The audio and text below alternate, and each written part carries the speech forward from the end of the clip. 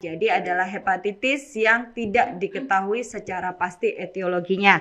WHO itu telah menetapkan kejadian luar biasa pada hepatitis akut yang tidak diketahui etiologinya. Teridentifikasi suspek ya, kita tidak berani bilang bahwa itu pasti. Yang terdiagnosis suspek adalah di usia 1 bulan sampai dengan 16 tahun.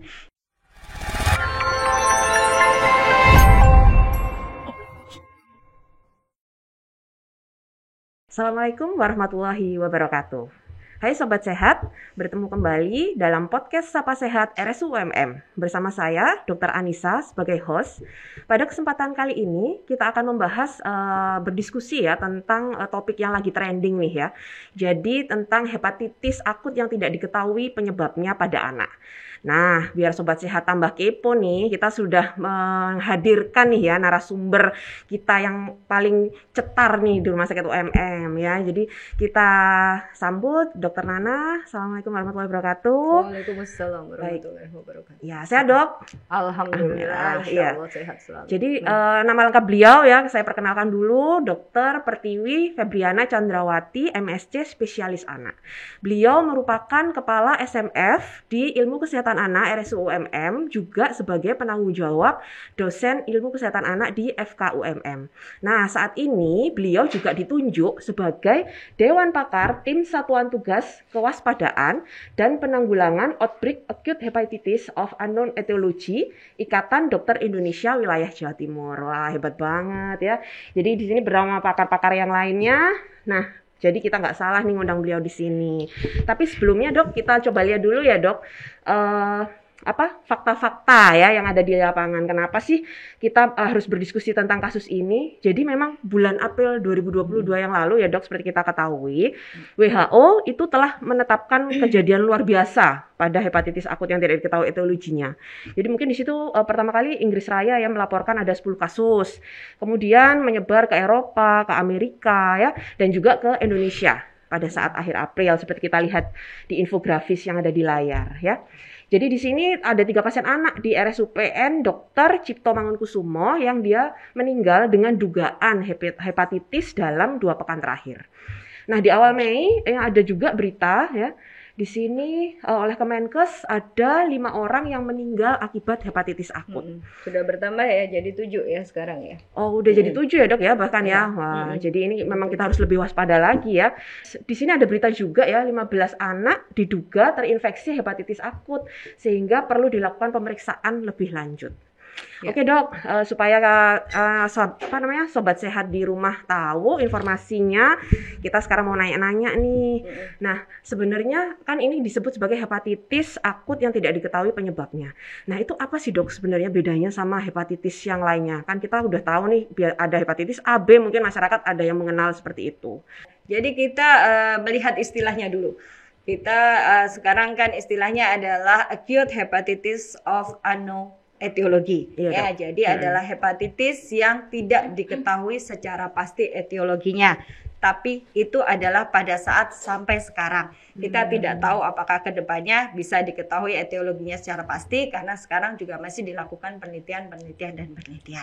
Nah, hepatitis sendiri adalah suatu keradangan atau inflamasi atau infeksi yang terjadi pada organ hati yang menyebabkan berbagai malfungsi dari hati tersebut ya, dan ini biasanya ditandai dengan adanya kuning atau ikterik atau jaundice pada kulit dan juga pada mata. Akan terlihat jelas di mata yang bagian putih sklera yang di sekitar kornea itu ya, itu akan ada semburat kuning atau kuning. Itu adalah patognomonis ya, jadi gejala pastinya seperti itu. Dan juga disertai peningkatan SGOT atau SGPT. Nanti akan saya jelaskan di bawah kenapa kita melihatnya di SGOT SGPT.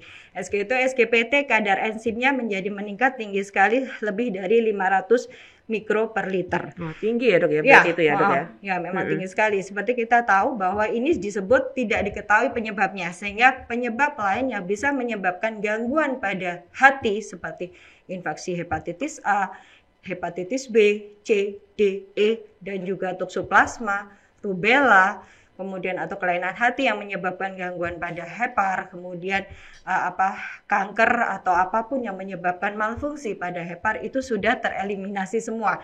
Jadi tidak ada hal yang positif yang menyebabkan gangguan pada fungsi hati kecuali kadar enzim SGOT dan SGOT-nya yang SGOT dan SGPT yang meningkat lebih dari 500 mikroliter dan juga ada simptom kuning atau ikteri. Bisa juga disertai atau tanpa disertai gejala yang lain seperti mual, muntah yang profuse, kemudian diare juga yang profuse, anak lemah, juga ada beberapa yang mengalami ketidaksadaran bahkan kejang. Itu. Nah, sekarang apa sih bedanya dengan hepatitis A, B, C, D, E?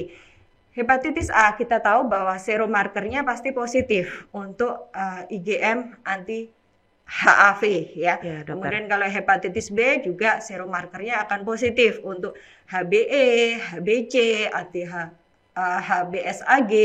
Kemudian HBsAg-nya sendiri juga akan positif. Kemudian untuk yang hepatitis C berarti untuk HCV RNA-nya juga positif. Hepatitis D juga biasanya koinfeksi dengan hepatitis B. Kalau hepatitis D ditambah dengan HDV-nya juga positif. Hepatitis E juga IgM untuk HIV-nya juga positif. Nah, pada acute hepatitis of unknown etiologi ini semuanya itu negatif. Jadi tidak ada yang positif dari semua tipe hepatitis yang kita ketahui itu.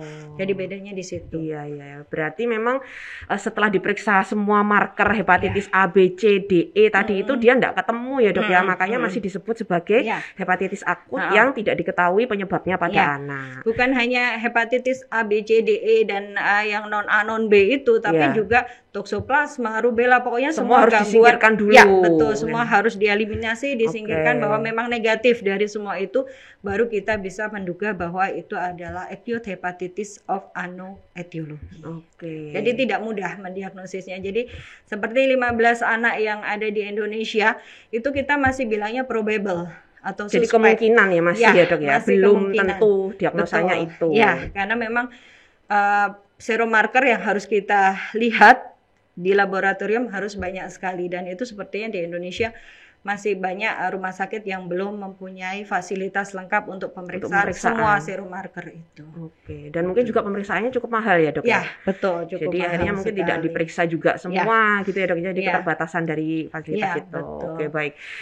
Sobat sehat ya, jadi tadi seperti disampaikan oleh dokter Nana bahwa di sini kalau misalkan ada gejala anak dengan kuning, kemudian dia ada muntah, diare, kemudian lemas, bahkan mungkin ada penurunan kesadaran atau kejang ya, itu harus diwaspadai ya sobat sehat ya. Oke dok, untuk selanjutnya mungkin anak usia berapa sih dok yang selama ini oleh dokter anak ini ditemukan kasusnya dia kena hepatitis akut yang tidak diketahui etiologinya, yang disuspek tadi itu dokter? Jadi mulai awal WHO menyatakan bahwa ini adalah kasus outbreak ya, semoga tidak menjadi pandemi seperti di COVID ini ya. Di COVID hilang, hepatitis datang, ini itu sangat mengerikan betul ya. dokter. Jadi memang mulai tanggal 15 April ya 2022 di saat WHO sudah menyatakan bahwa kasus hepatitis of unknown etiologi ini adalah suatu kasus yang outbreak, itu kita semua sudah mulai waspada, terutama Kemenkes yang ada di Indonesia ya. Jadi di awal sampai sekarang ternyata usia yang mengalami acute hepatitis of unknown etiologi ini tertinggi adalah di usia 16 tahun. Remaja berarti ya, remaja ke bawah, dan yang sudah teridentifikasi suspek ya, kita tidak berani bilang bahwa itu pasti. Yang terdiagnosis suspek adalah di usia 1 bulan sampai dengan 16 tahun. Yang mudah-mudahan memang tidak lebih dari itu, biar kita lebih terfokus pada anak-anak, karena 16 tahun juga masih usia anak-anak. Jadi sampai sekarang yang moga-moga nggak akan menjadi pandemi seperti di COVID ya dok ya. Jangan sampai COVID hilang, hepatitis datang, itu cukup tragis sebetulnya. Berarti tadi anak umur 1 bulan ya dok sampai 16 tahun. 1 bulan sampai 16 tahun yang kena. Nah, itu sebenarnya cara penularannya gimana sih, Dok? Supaya sobat sehat ini tahu gitu, cara penularannya kok bisa sih sampai kena kayak gitu. Jadi ini pertanyaan yang sangat bagus ya, karena berhubungan dengan pencegahan. Nanti jangan sampai sakit baru diobati, tapi kalau bisa jangan sampai sakit kan, dengan pencegahan yang benar. Jadi penularan yang disinyalir sampai saat ini yang kita ketahui, nggak tahu nanti ke depannya kalau ada penelitian yang lebih valid pasti ada lagi pemberitaan yang lebih bagus lagi. Jadi sampai sekarang yang kita ketahui untuk acute hepatitis of unknown etiologi ini penularannya adalah lewat fekal oral. Apa itu Jadi dok fekal oral? fekal oral itu adalah oral itu mulut ya. Oke. Jadi yang berhubungan dengan Jadi makanan, makanan, apapun oke. yang masuk ke Yang masuk mulut mulut, dan juga ya. air liur kita. Kalau Oke. memang kita mengandung salah satu penyebab dari acute hepatitis yang etiologi ini, maka dia akan bisa menyebarkan ke yang lain. Iya, Dan Dok. juga dari fekal. Fekal adalah defekasi Oh. atau tinja kita atau Iya. feses kita. Kalau pembuangannya tidak bagus, makanya banyak ibu-ibu yang pada anak-anak ya, pada bayi ya, diapersnya Diapersnya. itu dibuang sembarangan. Nah, Bahaya ya, Dok, ya, itu itu akan ya. menyebabkan salah satu sumber infeksi Infeksi. dari acute hepatitis ini. Oke. Makanya harus benar-benar dibuang dengan cara yang benar, ditaruh di kresek atau di plastik, kemudian dibuang dengan yang benar gitu, dengan cara yang benar sehingga tidak menyebabkan salah satu fokus infeksi. Seperti itu. Oke, nah itu sobat sehat ya. Jadi seperti kayak dokter Nana bilang bahwa ibu-ibu tuh kalau misalkan habis ganti popok, ganti diapers ya, harus cuci tangan dan dibuang yang benar ya, Dok ya. Betul. Atau mungkin sekarang kalau mungkin ada yang tanya nih sobat sehat, Dok, pencegahannya, maksudnya cara pencegahan apa saja sih, Dok, yang bisa dilakukan oleh sobat sehat? Ya.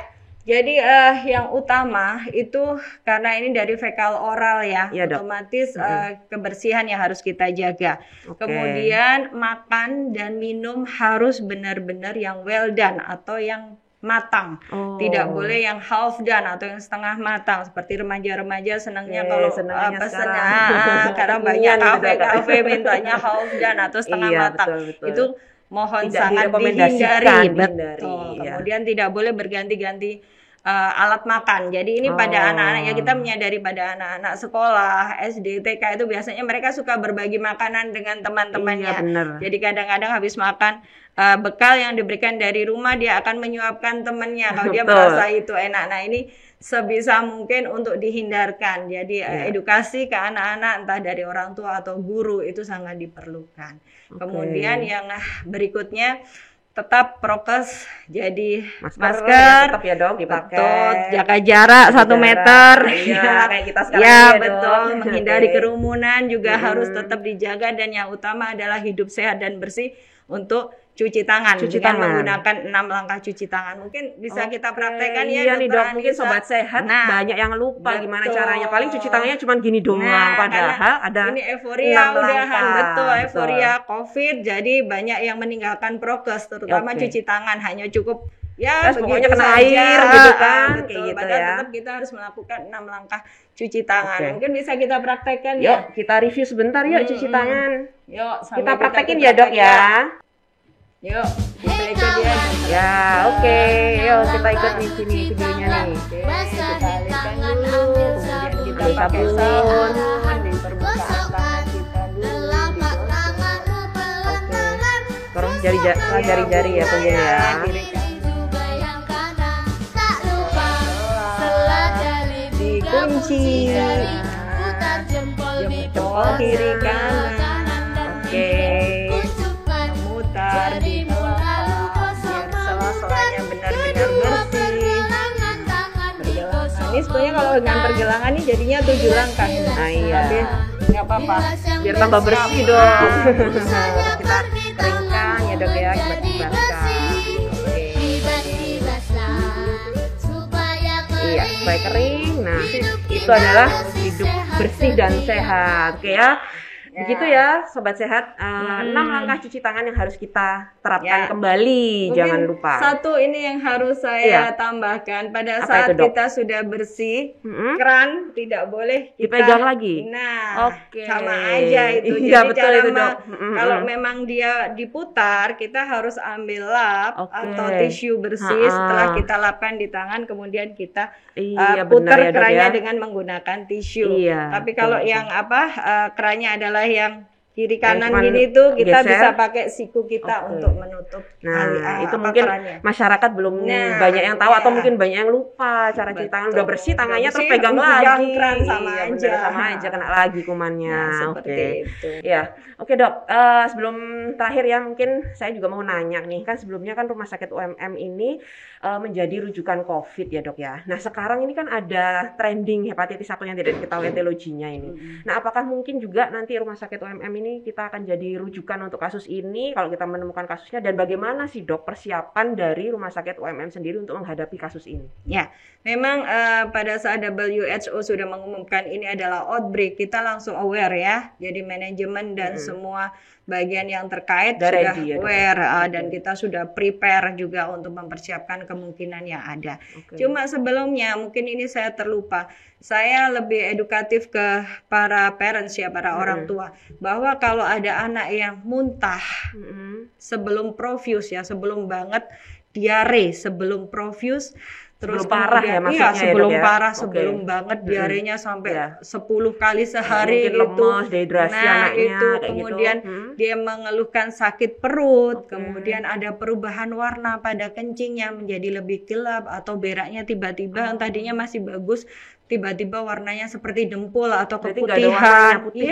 Itu harus segera dibawa ke rumah sakit sebelum terjadi jaundice, sebelum ada semburat kuning di sklera atau di kuning di kulit. Nah, itu harus segera dibawa biar tidak terjadi keterlambatan, karena semakin terlambat penanganannya juga semakin sulit dan prognosisnya juga lebih jelek. Berarti lebih jelek pasiennya kalau dia sudah kuningnya kelihatan banget. Ya, itu betul, berarti SGPT, SGOT-nya juga sudah tinggi sekali ya. Iya, Dokter. Terus untuk persiapan rumah sakit sendiri, jadi bagus sekali dari sistem manajemen kita sudah prepare dan aware. Di sini kita juga sudah menyiapkan sarana dan prasarana ya, semua fasilitas sudah kita persiapkan, dan yang utama kita sudah menyiapkan ruangan untuk isolasi khusus untuk anak dan bayi yang suspek atau ada probable mengalami acute hepatitis of unknown etiologi ini.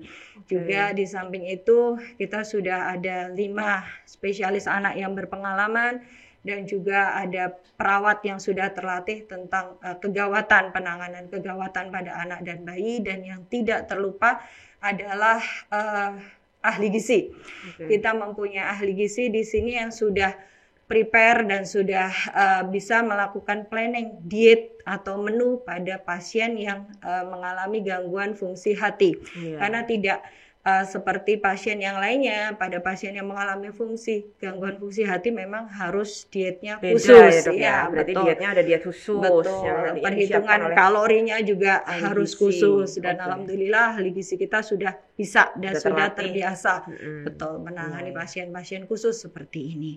Terus kemudian juga di rumah sakit kita sudah lengkap protokol tentang kewaspadaan hepatitis yang tidak diketahui penyebabnya ini. Jadi protokolnya sudah lengkap ya, jadi kita bisa sebagai penapis atau screening awal jika kita menerima pasien dengan suspek dengan acute hepatitis of unknown etiologi ini. Jadi insya Allah semuanya sudah siap. Ya Dok ya, wah keren sekali ya, luar biasa ya untuk rumah sakit. Moga-moga nggak ada, tapi kalaupun ada untuk Kabupaten Malang dan Malang sudah Raya bisa dirujuk kita lah sudah ya, Dok, bisa ke untuk RSUMM. menerima. Insya Allah tidak ada, tapi kalau ada insya Allah bisa segera teratasi kalau dikirim ke sini. Salut untuk tim di Rumah Sakit UMM, dokter spesialis anak, dan semuanya yang mendukung tentang kasus ini ya Dok ya. Dok, terakhir ya sebelum kita tutup nih, mungkin dokter ada pesan nih untuk ayah bunda, para sobat sehat nih tentang kewaspadaan hepatitis akut ini, apa ya lagi mungkin yang perlu dipesankan untuk sobat sehat di rumah ya? Tadi soalnya sudah saya bilangkan di depan. Jadi yang utama itu sebetulnya pencegahan ya, jangan sampai pengobatan. Jadi pencegahan yang utama adalah hidup bersih dan sehat tadi, cuci tangan utamanya itu akan bisa mengeliminir semua penyakit virus maupun bakteri. Minimalisir gitu ya Dok. Betul, ya.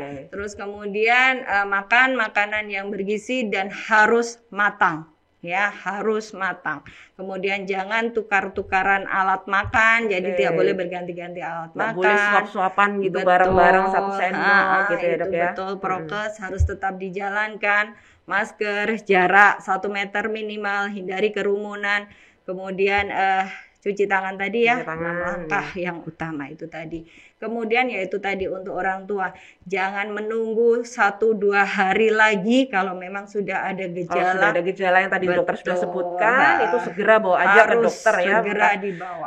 nanti yang paling dekat mungkin puskesmas atau Ya, apa ya, di bawa dulu aja fasilitas pokoknya fasilitas kesehatan dulu gitu ya, Betul, Dok ya. nggak apa-apa. Jadi tidak harus langsung ke dokter spesialis, nggak. Ya. Yang penting ada penanganan awal Karena dari ada fasilitas rujukan. kesehatan. Ya. Betul. Jadi jangan menunggu, nggak apa-apa. Biasanya kan orang Jawa diare, enteng-entengi. Ya Masih memang ada enteng beneran untungnya, gitu loh. betul Kalau dong. diare Masih dia ada pasti ya. berat badannya akan turun. Tapi itu suatu paradigma yang salah Betul. sebetulnya. Jadi kalau memang diare atau muntah itu berarti ada sesuatu Yang salah gangguan ya, di gangguan. pencernaan. Betul Nah, itu sekali. harus kita lihat apakah mengarah ke heparnya juga atau hanya biasa gitu. Itu tetap harus dengan diagnosis dari Dokter, dokter. dari pakarnya Iya, gitu ya, Dok ya. betul. Jangan diobat-obatin sendiri. Betul, gitu. itu yang nanti nggak malah boleh. makin parah Nah, gitu ya. itu. Jadi kalau diare, muntah, sakit perut, kemudian ada perubahan warna kencing atau warna dari beraknya, Ada kuning warnanya juga mulai ya, Dok ya. lemes, itu Mm-mm. udah harus langsung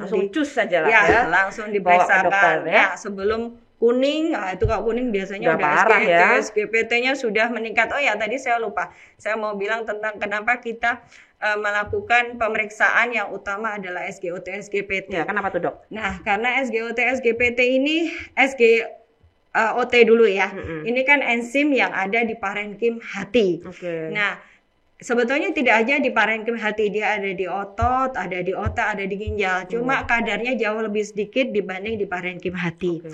Kemudian kalau yang SGPT itu dia ada di sel hati, ya. Ya. Jadi kalau ada kelainan fungsi di hati, maka SGPT ini dia akan meluncur Awal ke terdeteksi dulu. Nah, dia akan meluncur ke pembuluh darah. Darah. Dia akan Oke. masuk ke darah dengan kadar yang sangat tinggi.